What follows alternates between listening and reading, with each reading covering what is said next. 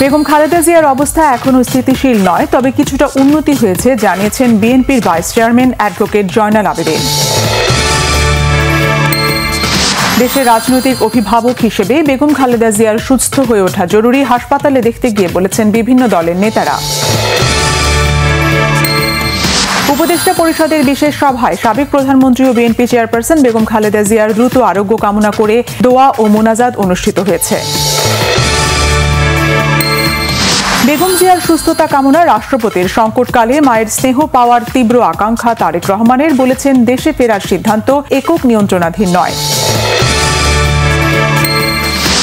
17 বছর যারা ফ্যাসিবাদের দোসর হয়ে লুটপাট করেছে তাদের শাস্তির আওতায় আনতে হবে, বলেছেন মির্জা ফখরুল ইসলাম আলমগীর।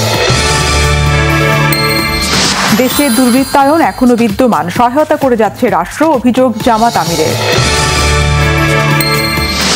আগামী নির্বাচনে দেশের বাইরের কোনো ষড়যন্ত্র সফল হবে না, মন্তব্য বিএনপির স্থায়ী কমিটির সদস্য মির্জা আব্বাসের।